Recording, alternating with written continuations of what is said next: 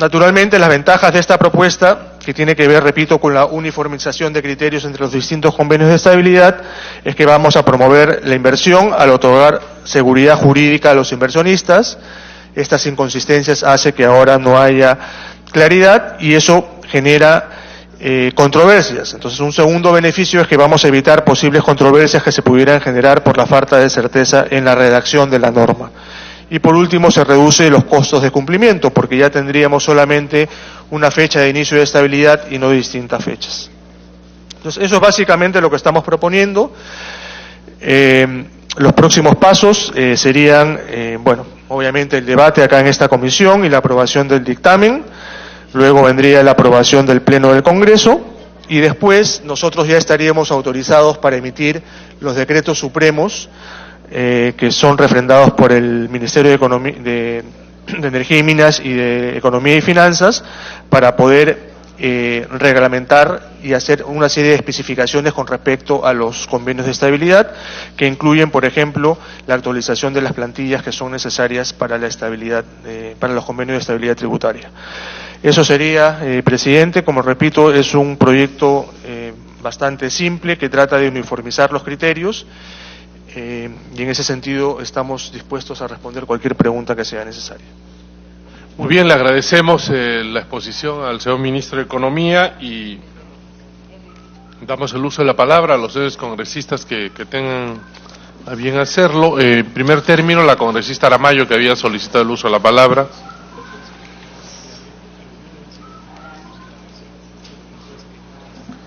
Gracias, presidente. Agradecer la presencia de ambos ministros. Yo tenía un par de dudas que tenían que ver respecto a los contratos de estabilidad tributaria.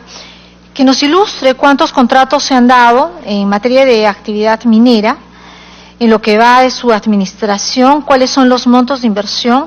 Entiendo que lo que se está dando es ordenar el tema y cómo impactarían en nuestra economía. Si pudiera hacer ese par de precisiones, le quedo muy agradecida. Congresista Arce. Gracias, presidente. En principio, mostrar la profunda preocupación por la propuesta que se está viniendo desde el Ministerio de Economía. Presidente, acabamos de escuchar los conflictos sociales que se están generándose en las zonas de extracción de proyectos mineros. Y una de las razones por qué hay problemas en los conflictos sociales es justamente por estos contratos de estabilidad. Y voy a hablar específicamente de la depreciación acelerada o la depreciación anticipada, porque sería lo primero que el ministro debería explicar a los congresistas para saber por qué vamos a respaldar una ampliación. La depreciación acelerada, presidente, le permite a las empresas mineras recuperar su inversión durante los primeros años de explotación del recurso natural. En el caso específico del proyecto minero Las Bambas, presidente, va en el tercer año de explotación. Le decía 1.173 días exactamente de explotación. Hasta el día de hoy no hay canon minero para la región Apurímac. Están pagando regalías mineras. Ha llegado hasta la fecha más o menos unos 150 millones. Pero como explicaba el otro día en mi proyecto, las regalías mineras tienen otro concepto. Es una contraprestación porque están explotando un recurso natural. El canon minero viene del impuesto a la renta, del 50% del impuesto a la renta. ¿Y qué es la depreciación acelerada? En el estado financiero de pérdidas y ganancias lo cargan como si fuera un gasto la depreciación para recuperar sus inversiones. Cuando uno corre el estado financiero de estado de pérdidas y ganancias, simplemente va a salir cero o va a salir negativo. ¿Qué significa? Cuando se declara el impuesto a la renta en el mes de marzo, simplemente al ser cero o ser negativo no hay impuesto a la renta, no se paga impuesto a la renta y por ende no hay canon para las regiones donde se está explotando el recurso natural. Segundo, presidente, en mi despacho nos hemos dado el trabajo para desarrollar cuándo le va a tocar a la región Apurímac canon minero. Hemos hecho la proyección con el valor del commodity, del precio del cobre, pensando de que más o menos en el promedio que ha estado de 2.5, 2.55, 2.60 dólares la libra de cobre, estamos hablando que en el séptimo año podría haber la posibilidad que haya canon minero. Y el canon minero comparativamente con la regalía representa 1/3. ¿Qué quiere decir? Que Apurímac ha perdido durante los este es el tercer año que va de explotación, por año un promedio de 300 millones de dólares. En el mejor de los casos, cuando suban el precio de los commodities, que pueda llegar a $2.90, $3, podría ser que en el quinto o sexto año la región Apurímac pueda tener canon minero. Ministro, con todo respeto, estas medidas han sido desarrolladas por el presidente Alberto Fujimori en un contexto de la reinserción económica del país a inicio de los 90, con la recomendación del famoso Consensus de Washington. Era un escenario, de repente, para ese contexto importante, pero estamos hablando del año 2019, 2020 y los próximos años. En cartera en Apurímac tenemos más de 12.000 millones de dólares en proyectos. Que esos recursos sean para el país, que está muy bien que vengan las inversiones, y el precio de cobre, acá está el ministro que me puede atestiguar, en la producción en el Perú es mucho más competitivo que en Chile o en cualquier lugar del mundo. Es menos de $1.50 el costo para producir una libra de cobre, con lo cual se hace mucho más competitivo con respecto a Chile, por ejemplo, donde podemos tener la producción de cerca de $2. Eso genera alta rentabilidad a las empresas mineras. Y vayamos a ver en un escenario de precios altos, que se ha tenido a finales de los años 2009, 2010. Ahí pudimos haber aplicado de repente hasta la ganancia, el impuesto a la sobreganancia que estaban generando las empresas mineras. En consecuencia, presidente, yo le pediría a los congresistas acá presentes, seamos responsables, estimulemos la inversión privada, es importante, pero defendamos los intereses de nuestro país. La depreciación anticipada está causando un perjuicio, repito, de $300 millones para mi región Apurímac, 1.000 millones de soles más o menos que podría recibir, y podríamos evitarnos los problemas que se está aconteciendo en la región. Tenemos que cambiar más bien y modificar estas leyes. No podemos dar estabilidad tributaria. El escenario depende mucho de cómo se desarrollan los mercados internacionales de los commodities. En ese marco, seamos inteligentes, desarrollemos mecanismos, pero no estabilidad. Eso genera problema. Eso ha generado que nuestro país pierda dinero. Ya les expliqué la vez pasada por la modificación que hizo Ollanta Humala en el tema de la regalía minera. Solo entre el 2012 y el 2016 hemos perdido $400 millones por regalías mineras, porque se cambió la forma como se imputa el cálculo de la regalía minera. Seamos responsables acá en la comisión y, por favor, ministro, más bien estimulemos la inversión, pero no generándoles estabilidad tributaria. Defendamos los intereses de nuestro país. Es determinante para solucionar los conflictos sociales que haya un aporte real y transparente y sobre todo de justicia para el país. Eso va a ayudarnos a prevenir los conflictos, presidente. En consecuencia, no estaría de acuerdo con una propuesta legislativa de esta naturaleza que atentaría los derechos de nuestro país. Busquemos el mayor beneficio de nuestra patria, por favor. Gracias, presidente. El congresista Arana tiene el uso de la palabra. Presidente, es importante que el desarrollo de un país se entienda como concurso de muchas voluntades y de muchos actores y fuerzas. Sin duda, la inversión privada, la inversión pública deben concurrir a que un país logre su desarrollo. Sí nos preocupa, presidente, que bajo esa noción se produzca, sin embargo, desequilibrios que implican en realidad desequilibrar las relaciones que hay entre la importancia que tiene el Estado como promotor de desarrollo, entendido además como promotor del bien público, es decir, el de todos los peruanos, o de competitividad entendida además como el desarrollo de toda la nación. Sin embargo, este no es el caso, presidente, y el proyecto de ley que nos presenta el Ministerio de Economía y Finanzas, por el contrario, pretende colocar como un elemento inamovible aquellos que fueron instrumentos fiscales, instrumentos de política pública para promover actividades económicas en un momento que había alta incertidumbre.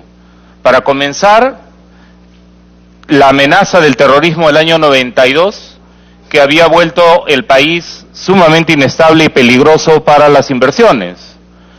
En segundo lugar, el descalabro en que había dejado la administración del señor García la economía en el país. En tercer lugar, el hecho de que los precios de los metales y las tecnologías disponibles lo que hacían era que los niveles de rentabilidad fueran muy bajos, ¿no? Y en ese sentido, presidente, esas condiciones ya no están presentes. En este momento nosotros tenemos un nivel de desarrollo, de conocimiento muy importante, por ejemplo, en el sector de Ingemet, para el mapa minero metalúrgico y el mapa de potencial de recursos mineros en el país. Tenemos incluso la capacidad de otorgar concesiones casi a pedido inmediatamente. Todo eso no está mal, pero lo que nos propone ahora el Ministerio de Economía es más de lo mismo. ¿Y qué es más de lo mismo?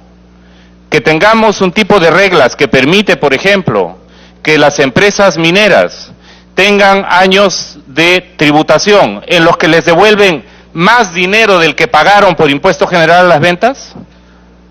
Eso es inadmisible. O sea, la lógica y el presupuesto de este proyecto de ley, presidente, es que si hay más riqueza, va a chorrear más.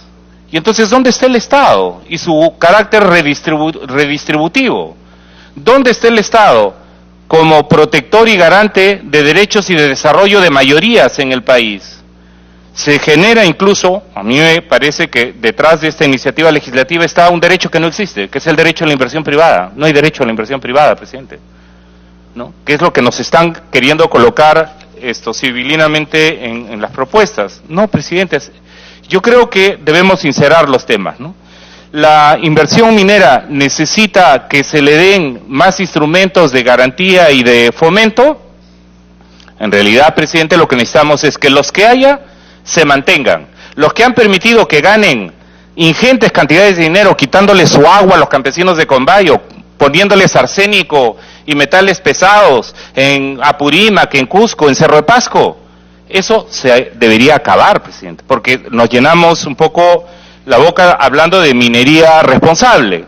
Pero puede hablarse aquí, en esta propuesta concreta con los convenios de estabilidad tributaria, de inversión responsable, cuando lo que estamos en realidad queriendo es garantizar un conjunto de reglas que profundicen lo que ya tenemos, y lo que ya tenemos nos está llevando, presidente, a que esta actividad sea la principal generadora de conflictos socioambientales de todo el país. A eso nos ha llevado. Nos ha llevado a que en este momento tengamos empresas a las que se les coloca multa, ¿no? Y como pasó con el caso de Sauder, se busca un juececillo como el señor Chang, que ahora está suspendido de la carrera judicial, para que evite que el gerente de Sauder pueda atender al juez de Hilo, ¿verdad? Y entonces allá contamina y acá viene a pedir del juez Chang que le digan que está muy viejito y que por tanto no se presente al juez de Hilo porque sería atentar contra su salud. Entonces yo creo que, presidente, por muchos lados de cómo miremos esta actividad, o comenzamos a equilibrar la balanza para decir el bien público, el bienestar del país, el bienestar de sus trabajadores, el bienestar de las comunidades, o seguimos profundizando con normas que lo que hacen es desequilibrando la balanza. El que más tiene, más facilidades. El que más tiene, respaldo total de instrumentos de política económica para que se continúe profundizando el modelo de desigualdad que hay en el país. Y en ese sentido, presidente, más bien nos preocupa mucho, ¿no?, cuando se plantea el tema de la ampliación de la tasa anual de depreciación, ¿no? Porque están siendo usados ese tipo de instrumentos para que las empresas hagan burla tributaria al país. Estamos ahora mismo discutiendo y hay una fuerte presión de los lobbies y de las empresas sobre el tema de la ley de elusión tributaria.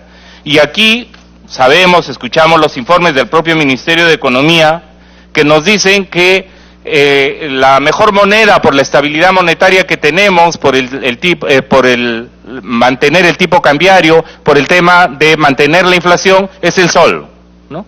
Y aquí nos dicen, miren, para las empresas, ¿no?, el sol no es su moneda. Su moneda puede ser la moneda que ellos elijan, moneda extranjera, ¿no? Y entonces, este tipo de situaciones, presidente, nos llevan a una honda preocupación. Igualmente, por ejemplo, entre los antecedentes se plantea, y en la situación actual, se plantea el tema de la libre comercialización de la producción interna o externa, entre otros. Uno revisa los datos, presidente, de Perú Exporta, revisa los datos de las empresas mineras, revisa los datos del Ministerio de Energía y Minas sobre cuánto oro o cuánto cobre se produce y cuánto están exportando. Los datos no coinciden. Y entonces yo creo que más bien, presidente, todo ese marco de facilidades en los que el Perú estaba en regalo y en remate, ha llegado el momento más bien de colocar unos ciertos candados y comenzar a corregir los problemas que nos han generado este tipo de instrumentos de política.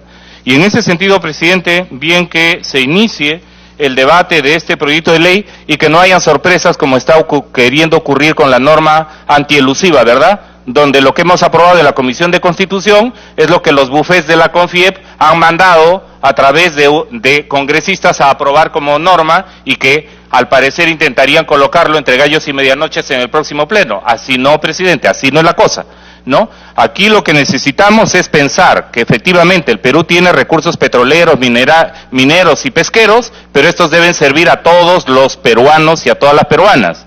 Y que no se trata de incrementar las brechas de desigualdad, deforestando, generando contaminación de aguas, ríos, suelos y aires, y encima generando que hayan actividades que se han vuelto tóxicas para los miles de peruanos que tienen metales pesados en la sangre, presidente. Muchas gracias.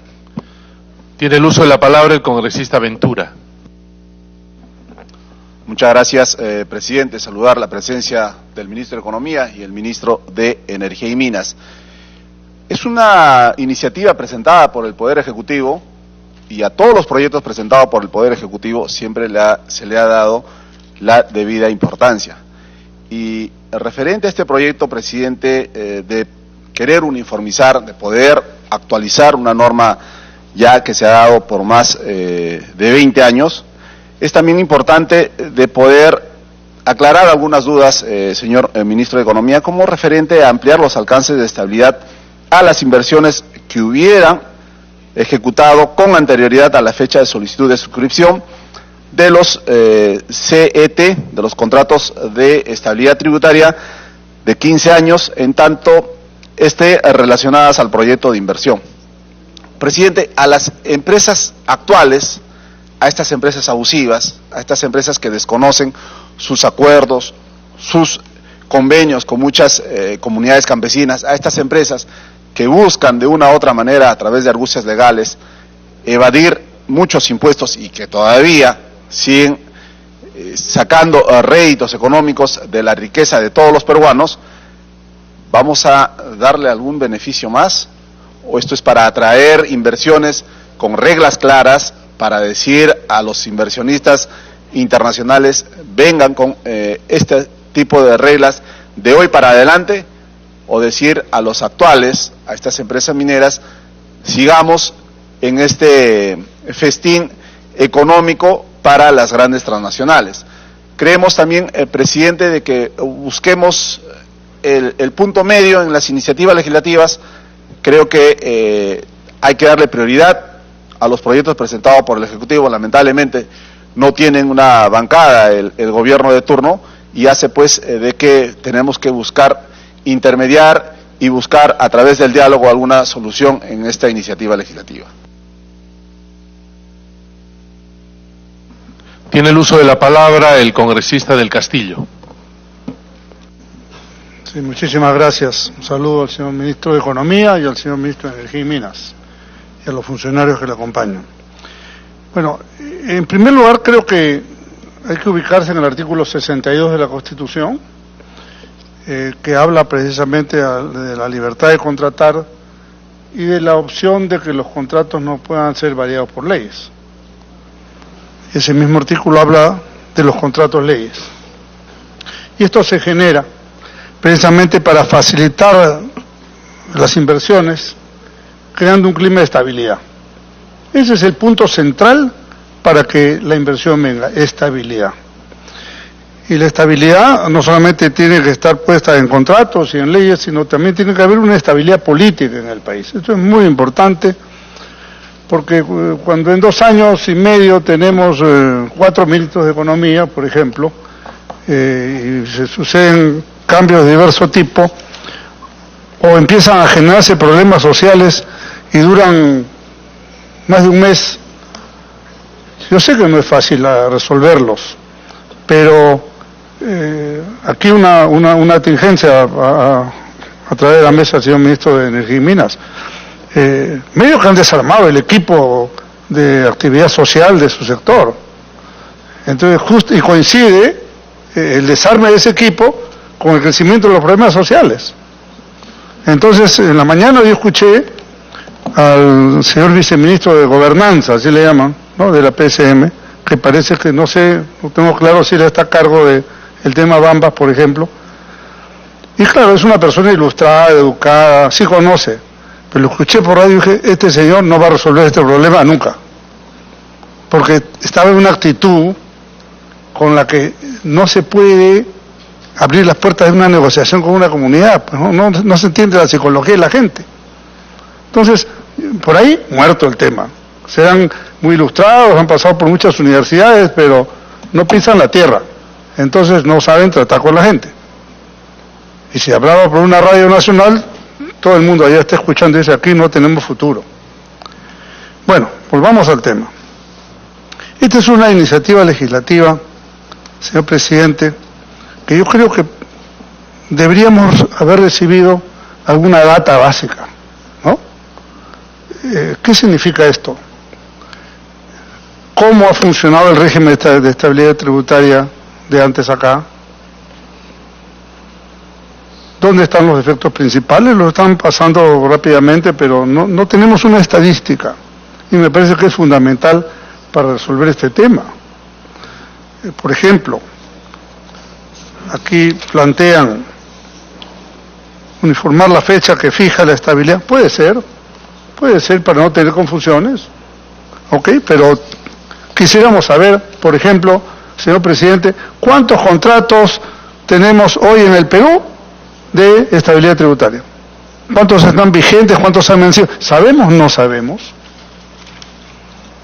Es increíble que hay una serie de minas importantes, lo acaba de decir el señor Arce, que no están aportando impuesto a la renta, por tanto no hay canon, entonces la gente no está informada. Entonces, un prerequisito para discutir esta ley es saber cuál es el marco de contrataciones que el Estado tiene en minería y otras cosas.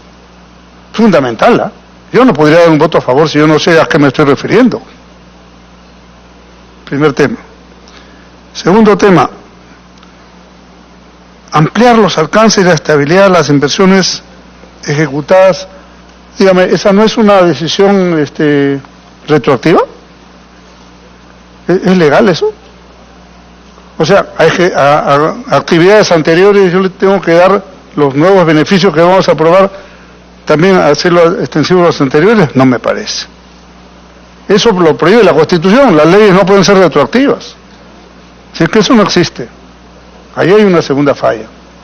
Entonces, para no profundizar más ni dejar opción a otros congresistas, me pide una interrupción mi colega Malena Foronda. Congresista Foronda, tiene muy brevemente, presidente, sí, porque creo que el fondo del tema ya ha sido expuesto por los anteriores parlamentarios y yo coincido plenamente con el enfoque que alcanzaba el congresista Marco Arena y también ahora la necesidad de tener una información mucho más clara para saber qué tipo de decisiones estamos tomando y a quién benefician.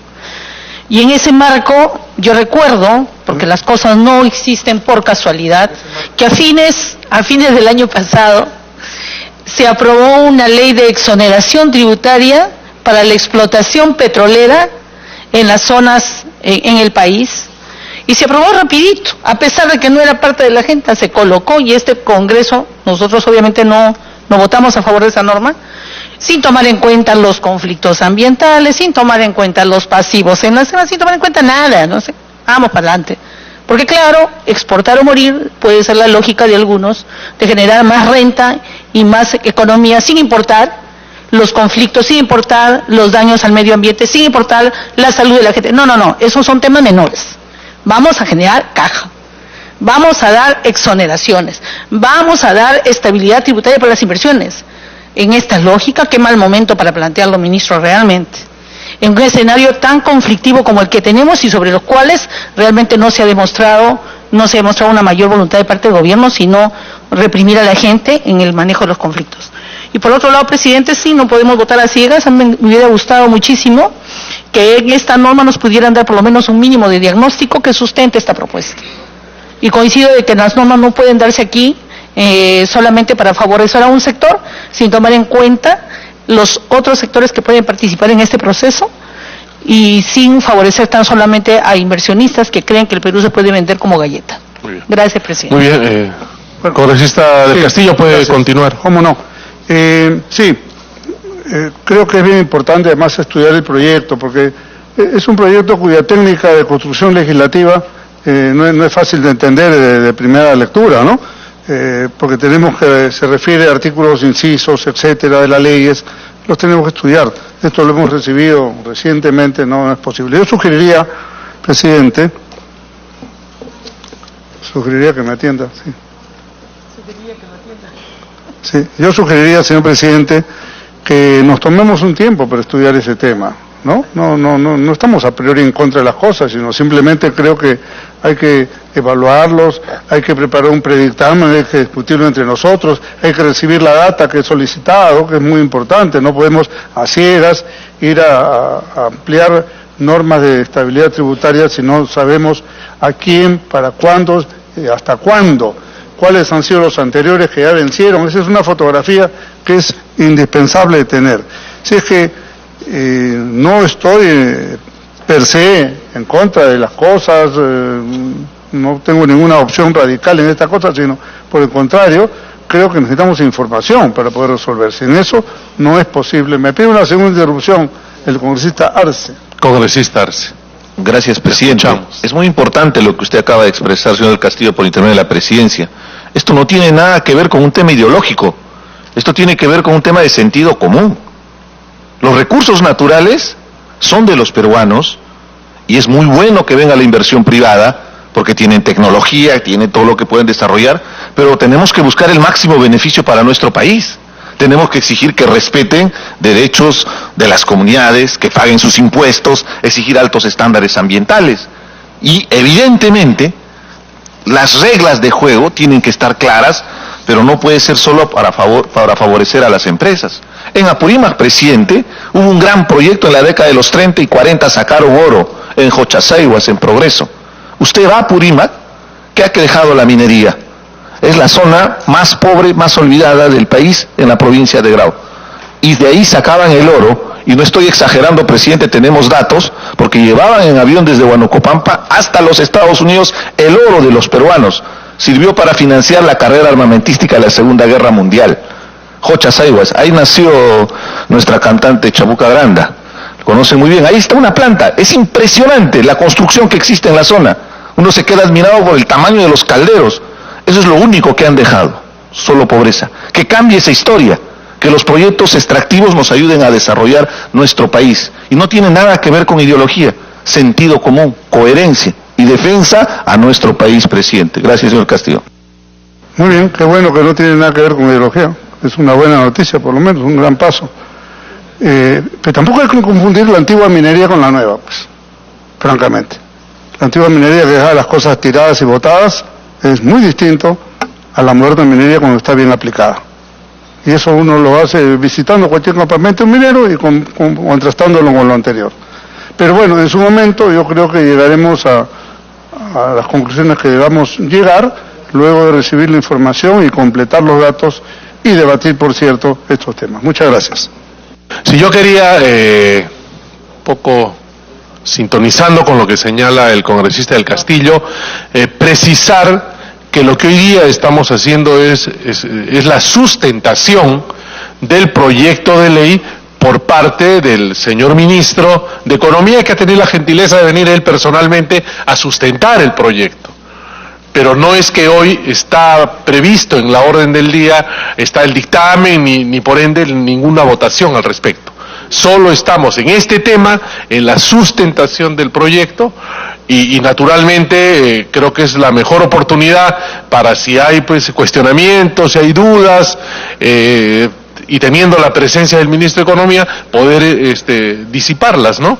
Para que en una próxima reunión donde ya tengamos elaborado un dictamen y lo pongamos a consideración de ustedes, ya tengamos las cosas más claras para poder proceder a votar, ¿no? Tiene el uso de la palabra el congresista Dahmer. Señor presidente, señor ministro, quisiera por favor que me puedan autorizar para presentar unas diapositivas. Ante todo, saludar a los ministros, porque estamos ante lo que vendría a ser el núcleo duro más fuerte del gobierno, el que está a cargo del Decreto Supremo de Productividad, el que está elaborando la política de los próximos 20 años del Perú. Y por lo tanto, su informe es un resumen de eso. Quiero partir de ese punto de partida. Solo que me imagino que se han cansado mucho en la elaboración porque nos han dicho casi nada. Nos han dicho dos cosas centralmente: que las empresas que ya tienen propiedad van a tener muchísimos mayores derechos y que van a tener la flexibilidad de manejar sus recursos a su antojo. Pero después no nos han dicho qué problemas se buscan solucionar, qué novedades se están planteando como herramientas de gestión, qué cosas se van a autorizar, qué cosas no se van a autorizar. Simplemente nos han dado un esquema conceptual para que sea un sustento. Yo quisiera, para no hacerlo un esquema conceptual, aterrizarlo. Y quiero aterrizarlo en una zona, el sur del Perú. En el sur del Perú hay grandes proyectos que están anunciados oficialmente. 58% de la cartera nacional, proyectos mineros, 28.935 millones de dólares. ¿Cuáles? En Arequipa, Tambomayo, Pampa de Pongo, Don Javier, Zafranal y Tía María, 5.000 millones de dólares. Cusco, Crespo, Quechua, Cerro Capnape, Yacha, 1.000 millones de dólares. Tacna, Toquepala, 1.200 millones de dólares. Moquegua, Queyabeco, San Gabriel, Los Calatos, 6.000 millones de dólares. Puno, Corani, Santana, Olachea, Bofedal 2 de Minsur, Macusani, 1.500 millones de dólares. Apurímac, Hierro Apurímac, Lochanca, Guaquira, 10.000 millones, Cotabamba, Citrapicha y Anubi, 10.000 millones de dólares. Huancavelica, Pucacaca, 706 millones de dólares. Ica, Marconda, Marcobre, 3.000 millones, 28.935 millones de dólares, 58% de la cartera nacional, con estas reglas que se están planteando. Habría que ver qué significan estas reglas para estos proyectos. Le están dando el manejo absoluto de los recursos, el manejo absoluto de los ingresos, el manejo absoluto de las regalías. O sea, estamos volviendo a la época que la soberanía no está en el Perú, no está en el Estado, no está en la población, la soberanía está en la empresa que invierte. Es la que maneja la soberanía. Primera cosa. Y segundo, no queda un poco claro cómo sería el funcionamiento empresarial. Porque ¿cómo es el manejo de los recursos? Porque una empresa no solamente viene e invierte, está actuando en un país, donde hay reglas, circunstancias. Entonces ahí yo quisiera ir al país, en el sur. No sé si la siguiente pueden ponerla, por favor. Este es el sur del Perú. En el sur del Perú está la discusión de Camisea. En Camisea se dice que como no hay condiciones, el gasoducto, por más que los tubos están comprados y que están ahí tirados y que nos estafaron inmensamente por los tubos están ahí, se verá en unos años qué pasa. Por el momento hay que llevar el gas vía barco a una zona que se llama el Nodo Energético Nacional. Y ese Nodo Energético Nacional va a quemar el gas. ¿Para qué? Para que estas empresas mineras, sus 38.000 millones de dólares, tengan energía casi gratis, barata. Esto es, lo que se quema en la planta en la cual se lleva la energía, el gas, ahí en la zona donde tenemos esa magia de convertir el gas en electricidad, quemando uno de sus poderes fundamentales. Eso va a significar que estas empresas van a tener barato algo que les haría muy caro, porque las empresas mineras que quisieran invertir en estos 28.000 millones de dólares tendrían que construir fuente eléctrica, fuente de energía. ¿Cuál sería su fuente de energía? Quemar el gas de Camisea para darle fuente de energía. Esa es la fuente de energía principal. Y uno dice, entonces, tanto tenemos gas de Camisea, ¿nos va a sobrar el gas de Camisea? ¿O estamos destinando el gas de Camisea no a la petroquímica, no al desarrollo domiciliario, no al desarrollo agrario, sino fundamentalmente al desarrollo minero? Y más aún, empresas de las cuales la mayoría no son peruanas, son extranjeras. Y más aún, empresas que están vinculadas a un proyecto y a una disputa más amplia. ¿Cuál es? La disputa más amplia, y por eso sería bueno que siempre se pongan los términos, es que las empresas que están viniendo acá están poniendo como condición que el Perú le dé facilidades en energía. ¿Cómo quemando el gas de Camisea? ¿Cómo se ve eso con claridad? Que en Chile, ahí al costado, el norte de Chile, también va a ser un mercado para la energía que quememos. Y en ese mercado de Chile El gobierno chileno ha dicho, no producen más energía quemando las condiciones de la localidad. Ustedes tienen que generar energía utilizando las condiciones del medio ambiente y les han obligado a tener energía solar y energía eólica, y eso se está produciendo en esa área de Chile. Entonces, aquí en el Perú estamos en lo mismo. Aquí, señor presidente, lo que ocurre es que en Chile las empresas que van a hacer inversión minera están diciendo, vamos a esperar que nos llegue el gas, que el gasoducto que se va a llevar al nodo energético al sur del Perú y que se va a vender barato en Chile. Vamos a subsidiar la inversión extranjera en esa parte de Chile. Ese es el resultado práctico.